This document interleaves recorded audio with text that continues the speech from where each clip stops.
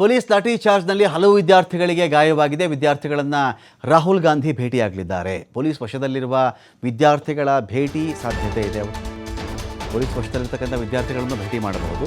ಯಾರಿಗೆಲ್ಲ ಪೆಟ್ಟಾಗಿದೆಯೋ ಅವರು ಆಸ್ಪತ್ರೆಯಲ್ಲಿದ್ದಾರೋ ಅವರನ್ನು ರಾಹುಲ್ ಗಾಂಧಿ ಭೇಟಿ ಮಾಡುವಂಥ ಸಾಧ್ಯತೆ ಇದೆ. ಇಲ್ಲಿ ರಾಹುಲ್ ಗಾಂಧಿಗೆ ಪ್ರಿಯಾಂಕಾ ಗಾಂಧಿ ಸಾಥ್ ಕೊಡುವಂಥ ಚಾನ್ಸಸ್ ಕೂಡ ಇದೆ. ಒಂದು ಕಡೆ ಏನಾಗುತ್ತೆ, ನಮಗಿಲ್ಲಿ ಕಾಂಗ್ರೆಸ್ ಕಾಲದಲ್ಲಿ question paper leak ಆಗಿರಲಿಲ್ವಾ?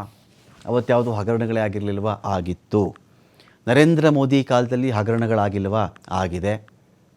Narendra Modi ಕಾಲದಲ್ಲಿ ಅವ್ಯವಸ್ಥೆಗಳಿಲ್ವಾ? ಆಗಿದೆ. ಪಾಯಿಂಟ್ ಏನಂದರೆ, ಆಯಾ ಕಾಲಘಟ್ಟದ ಅಕ್ರಮಗಳನ್ನು ಆಯಾ ಕಾಲಘಟ್ಟದಲ್ಲಿ ಖಂಡಿಸಿರಬೇಕು. ಜನಗಳಿಗಾಗಿ ಆಗ್ತಿರ್ತಕ್ಕಂಥ ಸರ್ಕಾರ ಅಷ್ಟೇ ಇದು. ಜನಗಳಿಂದ ಎಲೆಕ್ಟ್ ಆಗಿರ್ತಕ್ಕಂಥ ವ್ಯಕ್ತಿಗಳಿವರು. ಎಲೆಕ್ಟ್ ಆಗಲ್ಲಿ ಕೂತ್ಕೊಂಡ ತಕ್ಷಣ ಇವ್ರದ್ದು ಭಜನೆ ಶುರುವಾಗ್ಬಿಡುತ್ತಲ್ಲ. ರಾಹುಲ್ ಗಾಂಧಿ ಭಜನೆ ಮಾಡಿಬಿಟ್ರೆ, ಸಪೋಸ್ ಈಗ ರಾಹುಲ್ ಗಾಂಧಿ ಸರ್ಕಾರ ಇತ್ತು ಅಥವಾ ಕಾಂಗ್ರೆಸ್ ಸರ್ಕಾರ ಇತ್ತು, ಒಂದು ಕ್ವಶನ್ ಪೇಪರ್ ಲೀಕ್ ಆಗಿತ್ತು ಅಂಥೇಳಿ Rahul Gandhi wonderful, Manmohan Singh wonderful, Sonia Gandhi wonderful ಅಂದರೆ ನೋ, ನಾಟ್ ಅಕ್ಸೆಪ್ಟಬಲ್. ಅವತ್ತೂ ಅದು ಖಂಡನೀಯವೇ.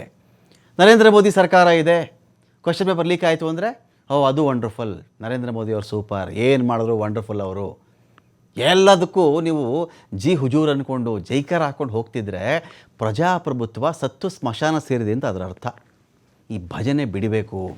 ಸರ್ಕಾರ ಯಾರ್ದಾದ್ರೂ ಇರಲಿ, ತಪ್ಪಾಗಿದ್ರೆ ತಪ್ಪಷ್ಟೇ. ರಾಹುಲ್ ಗಾಂಧಿ ಇದ್ದರೂ ಅಷ್ಟೇ, ಮನಮೋಹನ್ ಸಿಂಗ್ ಇದ್ದರೂ ಅಷ್ಟೇ, ಸೋನಿಯಾ ಗಾಂಧಿ ಇದ್ದರೂ ಅಷ್ಟೇ, ಮೋದಿ ಇದ್ದರೂ ಅಷ್ಟೇ ಆಗಬೇಕು. ಮೋದಿ ಇದ್ದರೆ ಮಹಾನ್ ದೇಶ ಪ್ರೇಮ, ಇನ್ನೊಬ್ಬರಿದ್ದರೆ ಮಹಾನ್ ದೇಶದ್ರೋಹ. ನೋ, ತಪ್ಪೇ ಅಲ್ವಾ? ನೋಡಿ, ಮೋದಿಯವರು ಇಷ್ಟೆಲ್ಲ ಮಾತಾಡಿದ್ದಾರೆ. ತಪ್ಪು, ಇದು ಈ ಥರ ಖಂಡನಾರ್ಹ, ಅಕ್ಷಮ್ಯ, ಇದಾಗಬಾರ್ದು ಕ್ವಶನ್ ಪೇಪರ್ ಲೀಕು, ಇದು ರಾಷ್ಟ್ರ ಗಮನಿಸ್ಬೇಕು, ಇದನ್ನು ರಾಷ್ಟ್ರ ಜವಾಬ್ದಾರಿ ಎಲ್ಲ ಹೇಳಿದ್ದಾರಲ್ಲ. ಆ ಧರ್ಮೇಂದ್ರ ಪ್ರಧಾನ್ ಅಂತ ಒಬ್ಬ ಮನುಷ್ಯ ಇದ್ದಾನಲ್ಲ, ಇನ್ನೂ ಆ ಶಿಕ್ಷಣ ಮಂತ್ರಿ ಸ್ಥಾನದಲ್ಲಿ ಗೂಟ ಹೊಡ್ಕೊಂಡು ಕಿತ್ತು ಬಿಸಾಕಬೇಕಲ್ವ ಮೋದಿಯವರು. ಇವರು ಕ್ಯಾಬಿನೆಟ್ಟಲ್ಲಿ ಇಂಥವರೇ ಸೇರಿಕೊಂಡ್ರೆ ಏನಾಗುತ್ತೆ ಹೇಳಿ? ಇಂಥವ್ರು ಸೇರಿಕೊಂಡ್ರೆ ಏನಾಗುತ್ತೆ ಕ್ಯಾಬಿನೆಟ್ಟು? ಇಂಥವರು ಆ ಡಾಲರ್ ಬಗ್ಗೆ ಬಾಯಿಗೆ ಬಂದಂಗೆ ಮಾತಾಡೋರು. ಇವ್ರ ಎಕನಾಮಿಕ್ಸ್ ನಾಲೆಡ್ಜ್ ಏನಾದರೂ ಇದೆಯಾ ಇವರಿಗೆ? ಏನಾದರೂ ಕರ್ನಾಟಕಕ್ಕೆ ಒಂದು ಸ್ವಲ್ಪ ಅನುದಾನ ಕೊಡಿ, ಇಷ್ಟು ಬರಬೇಕು ಅಂದರೆ ನೀವು ಅರ್ಜಿಗಳು ಬರೀರಿ, ಅರ್ಜಿ ಬರೀರಿ, ನೋಡೋಣ ಆಮೇಲೆ. ಒಕ್ಕೂಟ ವ್ಯವಸ್ಥೆ ಅಂತ ಮರ್ತು ಹೋಗ್ಬಿಟ್ಟಿದೆ. ಒಂಥರ ಸುಪ್ರೀಂ ವ್ಯವಸ್ಥೆ ನಮ್ಮದು. ನಾವು ಕೊಟ್ಟರೆ, ನಾವು ಭಿಕ್ಷೆ ಹಾಕಿದ್ರೆ ನೀವು ತೊಗೋಬೇಕು ಅಂತ. ಇದು ಈ ಅರ್ಥ ಇದೆಯಲ್ಲ, ನೋ, ನಾಟ್ ಅಕ್ಸೆಪ್ಟಬಲ್. ಯಾವ ರಾಜ್ಯದಲ್ಲಿದ್ದರೂ ಇದೇ ಮಾತೆ, ಯಾವ ಪಕ್ಷದ್ದಾದರೂ ಇದೇ ಮಾತು. ಅನ್ಯಾಯ ಆದಾಗ ಪ್ರಜಾಪ್ರಭುತ್ವ ವ್ಯವಸ್ಥೆಯಲ್ಲಿ ಪ್ರಜೆಗಳು ಖಂಡಿಸದಿದ್ದರೆ, ಚಾಟಿ ಬೀಸದಿದ್ದರೆ ಅಲ್ಲಿ ಪ್ರಜೆಗಳಾಗಿ ಉಳಿದಿರುವುದಿಲ್ಲ. ಅವರೆಲ್ಲರೂ ಸತ್ತ ಪ್ರಜೆಗಳಾಗಿರ್ತಾರೆ. ದೇಹದಲ್ಲಿ ಸುಮ್ಮನೆ ಚಲನೆ ಇರುತ್ತಷ್ಟೇ, ಚಲನೆ ಇರುತ್ತೆ, ವ್ಯವಸ್ಥೆ ದೃಷ್ಟಿಯಿಂದ ಸತ್ತೋಗಿರ್ತಾರೆ ಅವರು ಅಂತ.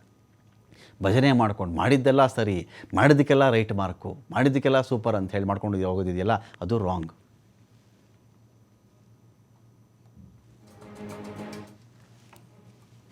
As a majority of young people, Prime Minister Modi is the most anti-youth Prime Minister India has ever had. The boys and girls who are walking the streets of Delhi are not criminals. They are demanding their rights. Their rights are to have an education system that respects them, to have an education system that is fair, to have an education system that is working. There's absolutely nothing wrong in what they're doing, and it's disgusting what the government is doing and what the police is doing. This is absolutely no way to behave. Tear gassing students, lathi charging students is not democratic. It's not India's way, and it is not the way this should be done. They have legitimate demands. The Prime Minister should accept these demands and do something about it. Everybody is sick and tired of the way our education system is running. Everybody is sick and tired of how the RSS has captured our education system and how all our institutions are being run by one organization. This is a natural response that the young people of India are making, and it should be respected. We've been raising this issue not for weeks or months, we've been raising it for years. There's a fundamental problem, and Modi disrespects all the young people of this country. All they believe in is asatya and hinsa, which are the anti-Indian principles. This country has a majority of young people. Prime Minister Modi is the most anti-youth prime